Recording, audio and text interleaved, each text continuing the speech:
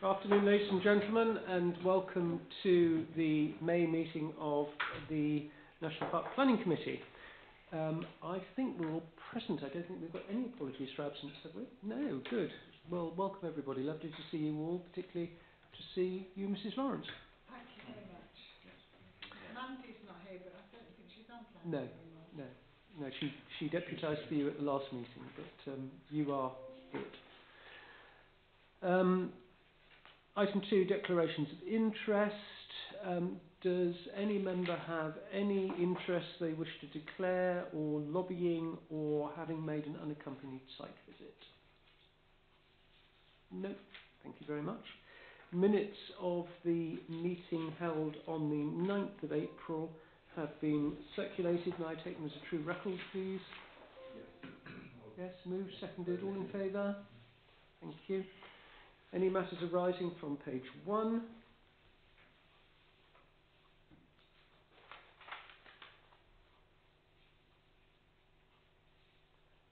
Page 2?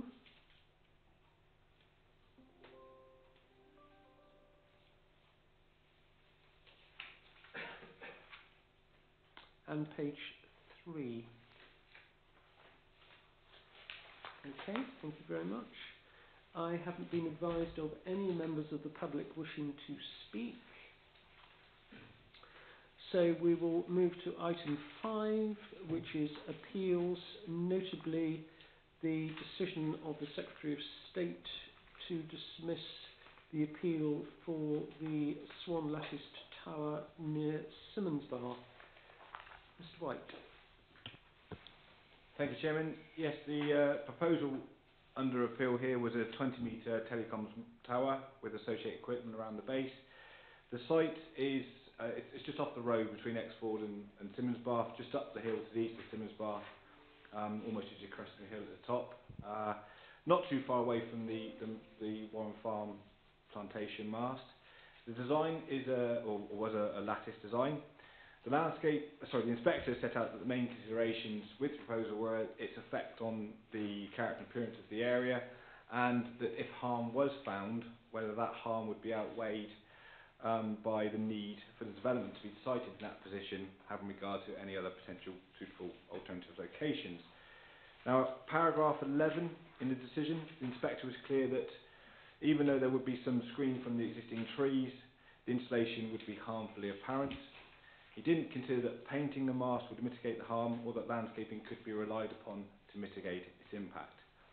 At paragraph 14, he notes the context of 2 other masts, including the one at Warren Farm, and he noted that from several public vantage points, the mast would be viewed as being in very close proximity to that existing mast. He was also not satisfied that there would not be more suitable sites than the site presented through the appeal. And at paragraphs 16 and 17, the inspector acknowledged that the installation would provide public benefit, but he felt that any benefit was outweighed by the substantial harms to the landscape in this case, and the appeal was dismissed accordingly. Thank you, Chair. Thank you. Any questions on that one, please? Yes. Ms. Stacey. Just a procedural one, really. If a appeal is dismissed, are we able to claim costs against the appellant? Chairman, we could have sought costs, but that would only be on the basis that the appellant acted unreasonably, and in this case, it's perfectly acceptable from exercise their right for an appeal, and that's what's happened. Okay. Right, thank you. So we'll move on then to item 6, development management, and we have one application to consider this month, which is 6823004, proposed single-storey extension at Chidgey Cottage, Cutcombe, and this is going to be handled by Mr. Rose. Okay, thank you, Chair. This application for Chidgey Cottage consists of a 2-storey, 2-bedroom mid-terrace cottage with a front porch added in the late 1960s, early 70s. There's a small front garden and courtyard providing space between the cottage itself and the road, and there's no rear garden as the property backs directly onto a field. The proposal involves removing a section of the existing traditional stone wall that borders the property's front area with the road, taking down the 1960s porch that you can see in the photograph, and building a single-storey masonry extension at the front of the property. So the application site is located within the parish of Cutcombe on Lower Park Lane, which is approximately 0.6 kilometres to the east of Wedden Cross, measured in a straight line distance. Here is an aerial site plan to provide a bit more visual context of the site and its surroundings. I noticed the aerial plan is a little bit dark actually, so it's a little bit hard to see. Here is the existing site and elevations plan, clearly indicating the current status of the dwelling and the street scene, which can be seen in the top left-hand corner of that plan. The proposed site and elevation plans provided detail the planned extension and the impact on the current street scene. The extension is designed to measure 3.7 by 7.6 metres, with a proposed ridge height of 2.8 metres and a roof pitch of less than 20 degrees. For materials, the proposal includes masonry walling, slate roof tiles and timber windows and doors.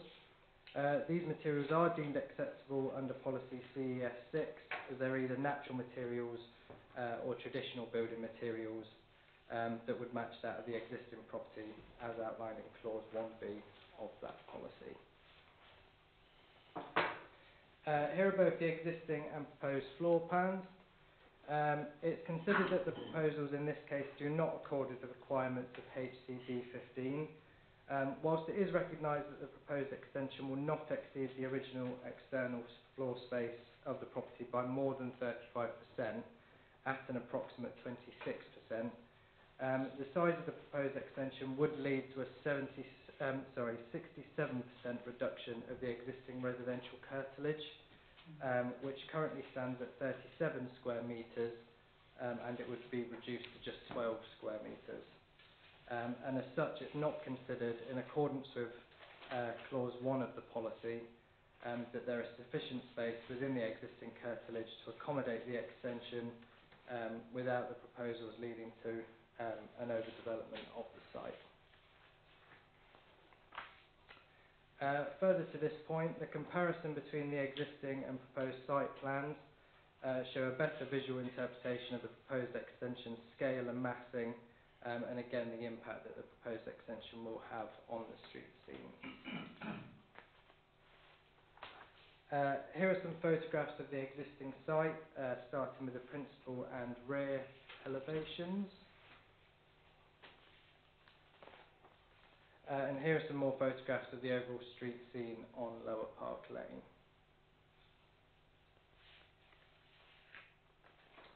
And again, here are some more photographs of the street scene, both facing northeast on Lower Park Lane, but taken from a position slightly further south. Chidgey Cottage is positioned just behind the front extension attached to Sims Cottage, which is the extension where you can see the small red post box on the right-hand photograph. So the main concerns with this application revolve around the proposed extension's design scale and massing, as well as highways concerns as well. The proposed development is deemed to lead to the site overdevelopment, conflicting largely with policy CES 6. Although the materials, the use of materials is considered acceptable, the extension is believed to significantly harm the historic street scene of Lower Park Lane, which is characterised by 5 small terraced cottages dating back to circa 1888. Some of which do feature minor modern front porch extensions, which are subservient to the original dwellings and situated within the property's curtilages, without excessively reducing their amenity space. Officers consider that the proposed extension at Chidgey Cottage would be excessively dominant in scale, both in comparison to the cottage itself and the surrounding street scene. The proposals would also lead to the loss of a section of the stone wall bordering the front gardens, which is considered to contribute positively to the character of the historical row of homes. The dominance is inconsistent with the existing local buildings, and the proposed shallow pitch roof contradicts policy CES4, which emphasises the importance of new development respecting the original building's form and symmetry. It's therefore considered that the proposals would fail to conserve and enhance the local identity and distinctiveness of Exmoor's built and historic environment, and would not reflect or sustain the historic significance, character and appearance of the original building through sensitive design and detailing as required by policies CED4 and CES6. Officers also have concerns regarding highway safety. Currently the front garden of Chidgey Cottage provides a good level of visibility display both facing north and south on Lower Park Lane. Before individuals need to exit the cartilage onto the public highway, as it is currently. However, the proposed entrance/exit to the property through the proposed extension directly abuts the public highway boundary. Consequently, individuals leaving the property would step immediately onto the public highway and would only be able to see oncoming traffic once they have exited the property and once actually upon the public highway itself. Which is also considered contrary to policy CES6, which states that under clause 1E that design and layout of developments should have regard to improving safety. Furthermore, the scheme would be contrary to paragraph 114 of the MPPF, which states that in assessing applications for development, it should be ensured that safe and suitable access to the site can be achieved for all users.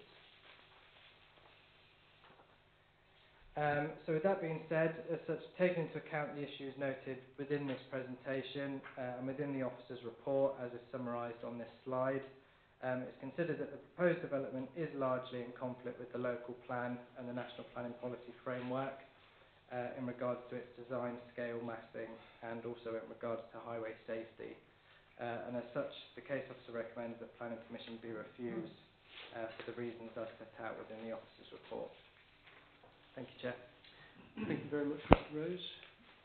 The first hand I've seen is Mrs. Nicholson's. Thank you, Mr. Chairman. I have read the papers very carefully.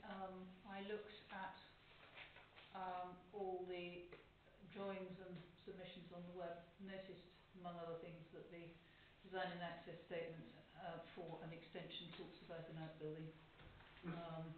So it's perhaps a little bit general and not necessarily very particular to here.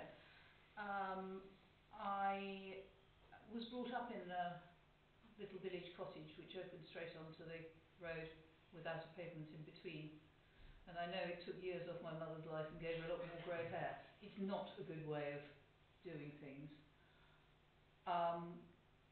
The pitch of the roof is, I think, a particular of the extension is a noticeable problem. It makes it look, I think, very much more incongruous.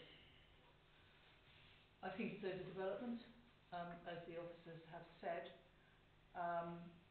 It leaves this landlocked courtyard area that can be only got at from no outside access to it at all from the street, only from the sitting room.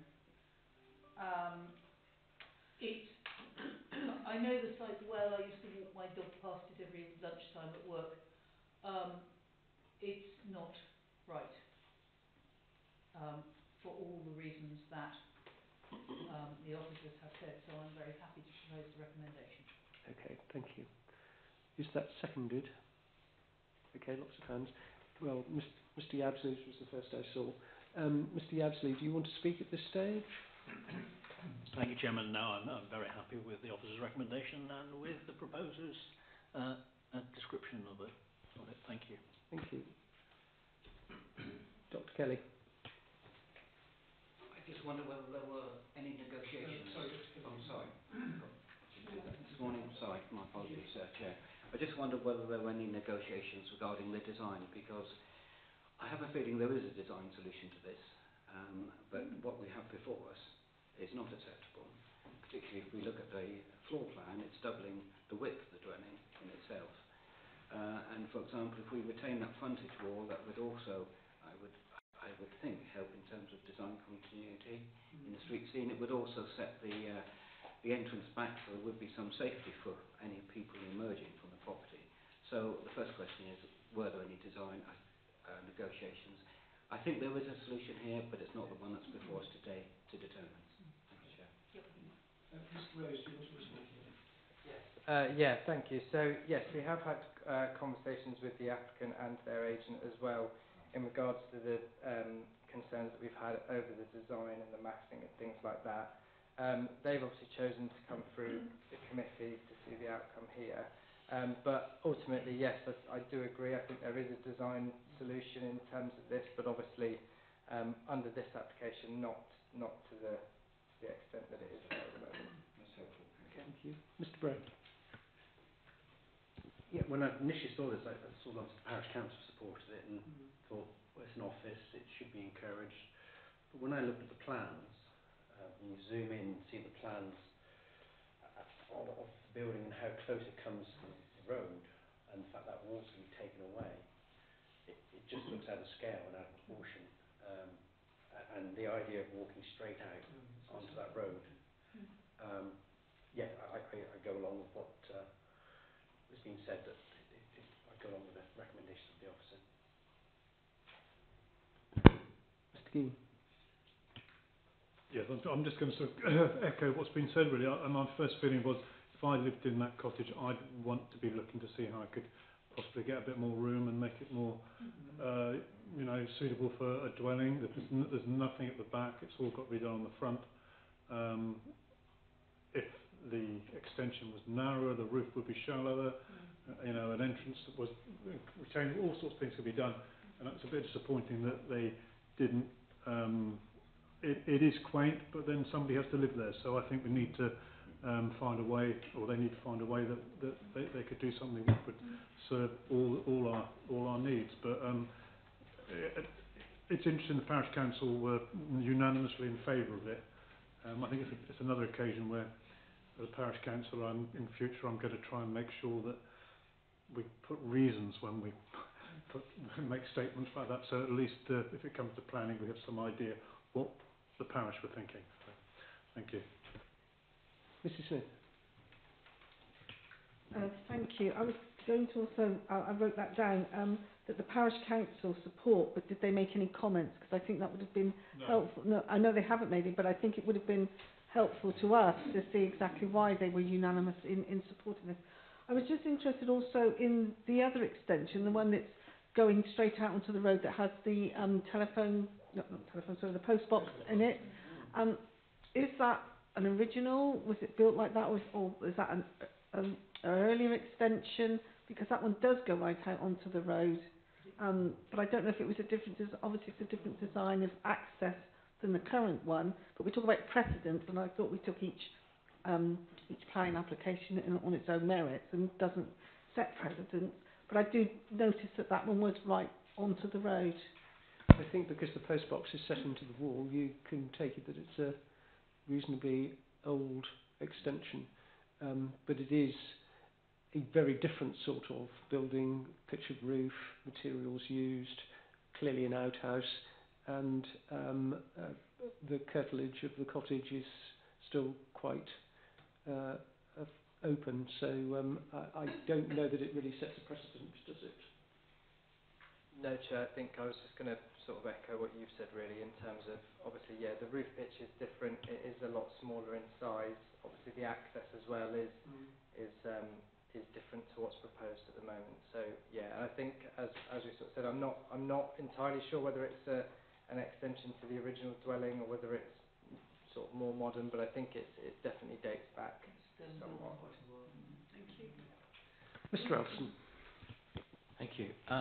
Yeah, I think to be fair to the parish council, it might be that they felt that on the rule of the size of the extension in relation to the percentage increase in the area of the building, that this was acceptable. And I just want to say, I think the report that you wrote here and also the presentation here does a really good job of of actually expressing something that I think is being said around the room, which is, yes, but it's not right, but how do we express that? And I think you've done a really good job of actually framing that in the policies here, because clearly you're right, with the loss of the wall, with the frontage right up to the front there, the change of pitch in the roof as well, all of those things taken together, yeah, it just doesn't fit, and it clearly doesn't fit with the policies. So no, good job on that. Thank you. But I think there is a view that an extension could well be possible here, but it would need a different design solution that will have to be addressed in another application, not in the way that it's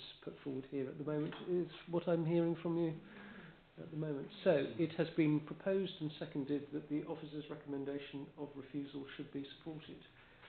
May I see all those in favour of refusal, please? That's NEMCON. Thank you very much.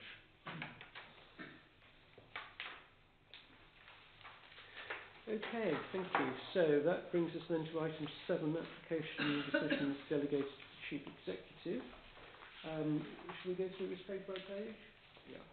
So, anything on page 1, ladies and gentlemen, that you wish to raise? I know that you have one, don't you, Mr. White? Not necessarily, Chairman. Well, I just thought someone might raise it, but it's just to highlight the split decision again. I thought it might be one that got raised, but it's a case again where we've got an application for a discharge of numerous conditions. One of those conditions didn't have the details submitted to enable us to discharge it. So that's why it's a split decision, and they can come back with that detail in the future. Okay. Anything else on the first page? Page 2.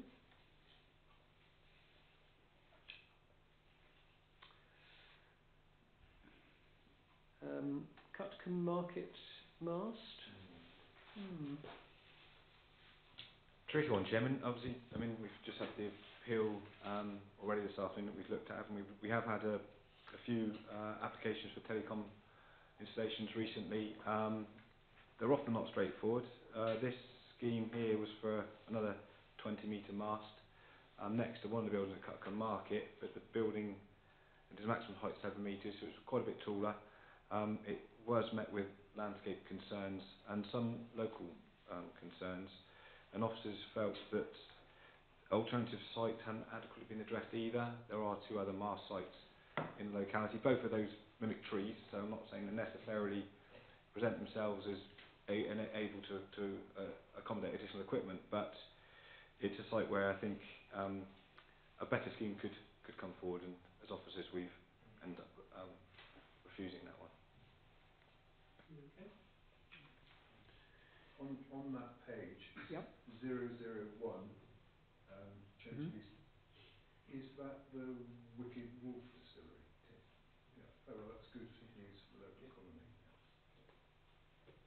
So it is going to be used for the production of alcoholic spirit. Yeah, that is. I'm sure you welcome that, Mr. Holton. It's a tonic.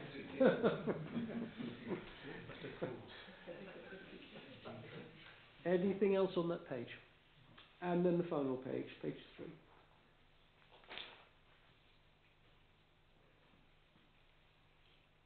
The second one. Which is interesting because it was a resubmission of a previous one, and we just talked about this. The Old Mill Bridge. Yeah, this is a resubmission of obviously a previously refused scheme. There's been lots of negotiation on this one. Through that negotiation, the agent did produce a couple of different alternatives, which as officers we felt we could support, but they weren't formally submitted. The applicant preferred the option which was refused. They wish to pursue that to its end. It may well be that they appeal that, but they do have 2 potential alternative schemes at their sleeve, which I think as officers we would be happy with. So if they pursue the appeal, that may get them the outcome they want. If it doesn't, they can still approach us. Yeah. Presumably, Chair, they could have appealed against the first one, but decided to negotiate and still go with the original scheme. Which they could appeal, I suppose. Yeah, that's the next option. Right. Anything else on the delegated decisions? Yes. Mrs. Lawrence. Yes, the last one, the last Mr. Bristow, 6/29/. I thought that already was bed and breakfast, but maybe I was completely wrong then. The old rectory at Solworthy. Yeah. No, it's been several houses. Yeah. Oh. Is it? Okay. I think Mrs. Hoppers will answer that. Fine. Okay. So, no more then on the delegated decisions. Site visit, should one be required, will be on the 31st of May.